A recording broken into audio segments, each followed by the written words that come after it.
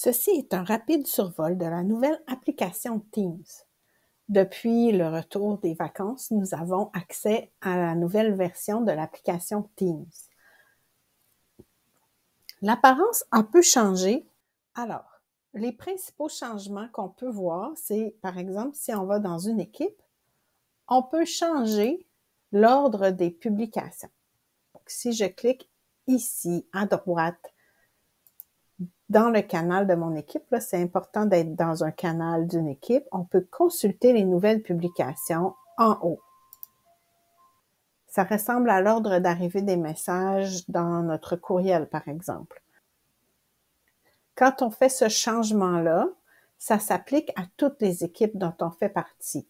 Une fois qu'on l'a fait, qu'on a changé l'ordre, on va retrouver la même chose dans n'importe quelle équipe. Si je retourne ici, vous voyez, le premier message est en haut.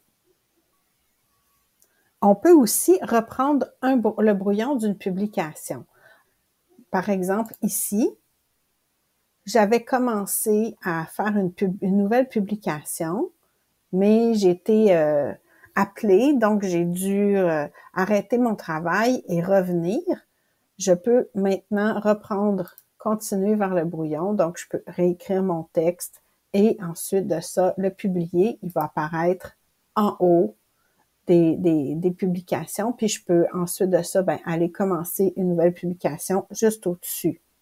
Un autre grand avantage de la nouvelle version de Teams, c'est qu'on peut maintenant plus facilement passer d'une organisation à l'autre. Si vous avez par exemple des cours à l'université, vous pouvez aller ajouter votre compte.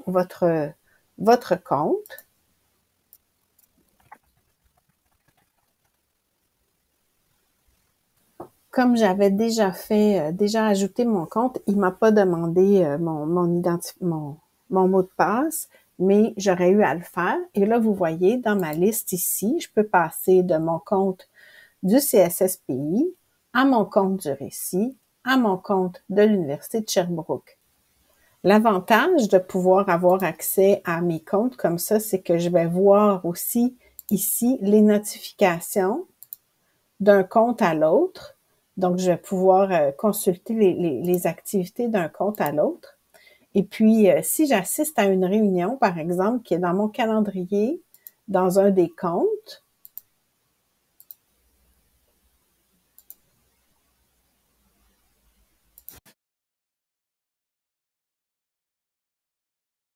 je participe à cette réunion-ci, mais j'ai besoin, par exemple, d'aller consulter une information dans mon équipe du Récit. Je peux passer à mon équipe du Récit et ma réunion est toujours ouverte. Je n'ai pas besoin de quitter cette réunion-là. Je ne serai pas déconnectée. Ça va fonctionner. On peut aussi aller, par exemple, dans le clavardage, puis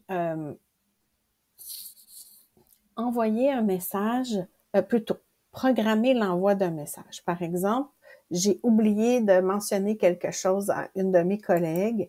J'écris mon message et ensuite de ça, je fais un clic droit sur le symbole pour envoyer, mais je peux choisir d'envoyer mon message, par exemple, demain matin à 8 heures. Fait que comme ça, si j'oublie de faire un message dans la soirée, plutôt que de déranger ma collègue le soir avec des notifications de son Teams sur son appareil personnel, elle va le recevoir le lendemain matin, puis ça va être correct comme ça.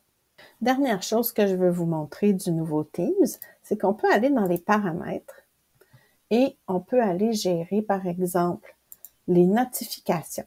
Toutes les notifications de Teams sont maintenant rassemblées au même endroit. Donc, dans cette fenêtre ici, je peux décider que quand je suis en mode ne pas déranger, d'afficher aucune notification. Je pourrais activer ça. Je peux aller gérer toutes les notifications de conversation, les activités manquées.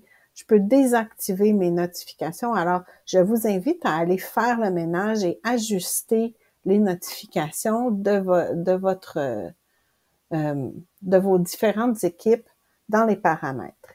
Et on peut aussi aller dans l'apparence Et si on aimait beaucoup l'ancien Teams, on peut revenir à l'apparence classique pour ensuite la choisir et avoir la fameuse bande violette en haut.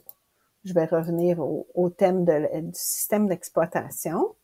Et puis, vous pouvez choisir le mode de disposition. On l'avait déjà ça avant, c'est pas une nouveauté, mais je peux vous montrer comment ramener le mode liste. Donc, quand je vais dans mes équipes, là, on voit que mes équipes apparaissent sur le côté plutôt que d'apparaître en mode de tuile.